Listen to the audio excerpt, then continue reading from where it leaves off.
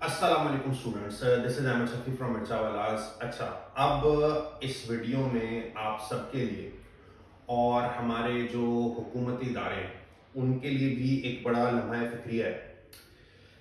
अगर आप इंटरनेट पर सर्च करें तो दुनिया की 190 या 200 इकोनॉमीज में पाकिस्तान का rank ease of doing business में 108वें नंबर पे है। ईज ऑफ डूइंग बिजनेस का मतलब जहां बिजनेस करने की आसानियां हैं ना, उन ममालिक में आप 190 ममालिक में तकरीबन 108वें नंबर पे आते हैं। अब वैसे तो ये चीज़ें सिर्फ आपको थ्योरेटिकली दिखती हैं कि यार ईज ऑफ डूइंग बिजनेस यहाँ पे इतनी आसान नहीं है, बिजनेस करना मुश्किलात हैं 108वें नंबर में। लेकिन मेरे साथ एक प्रैक्टिकल केस हुआ है लास्ट वीक, जिसके बाद मैं ये वीडियो बनाने पे मजबूर हो गया हूँ कि यार वाकई हम ईज ऑफ डूइंग बिजनेस में ना बहुत पीछे हैं।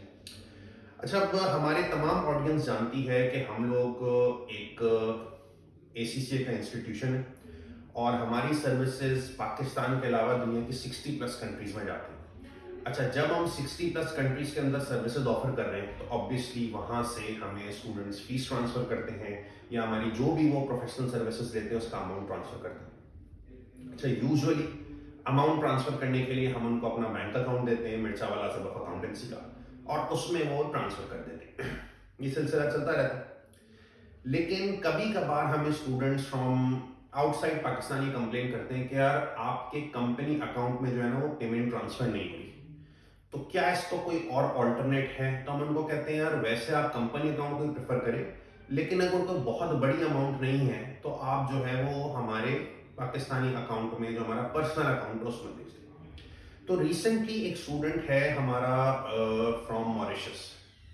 उसने यूजुअली पेमेंट अटेम्प्ट करने की कोशिश की वहां से, तो मिर्चावाला सब ऑफ अकाउंटेंसी के बैंक अकाउंट के अंदर वो पेमेंट फॉर सम रीजन नहीं जा रही थी। तो उसने कहा कि यार मैं आपके पर्सनल अकाउंट में ट्रांसफर कर रहा हूँ। उसके पर्सनल अकाउंट में जो है वो $100 की पेमेंट थी, वो ट्रांसफर की।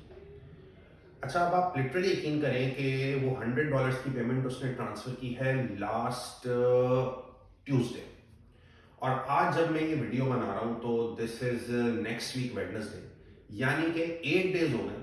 अच्छा, वो पेमेंट जब उसने भेजी तो मुझे 2 दिन बाद जो है वो मेरे बैंक से कॉल आई कि सर आपकी एक मॉरिशस से पेमेंट आई है, आप बताएंगे कि ये किस चीज़ की पेमेंट है?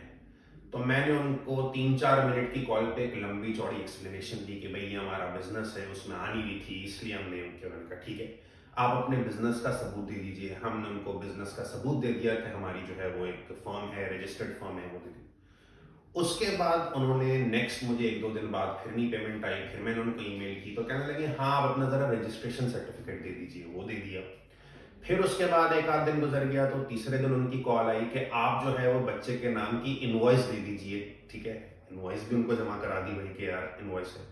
फिर आपके अकाउंट में क्यों आई, आपका बिजनेस से क्या ताल्लुक है, तो आप अपनी पार्टनरशिप डीड दें जिसमें आपका नाम नजर आना चाहिए, वो उनको जमा करा दिया।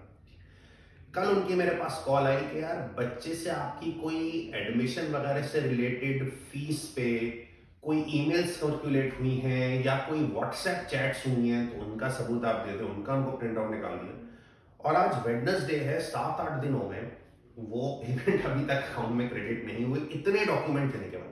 अच्छा, डॉक्यूमेंट्स देने में ज़ाहिर है हमारा भी वक्त बर्बाद होता है, बार बार बैंक हमें कॉल कर रहा है, इन्वेस्टिगेशन कर रहा है, पूछताछ कर रहा है, उससे भी वक्त बर्बाद होता है।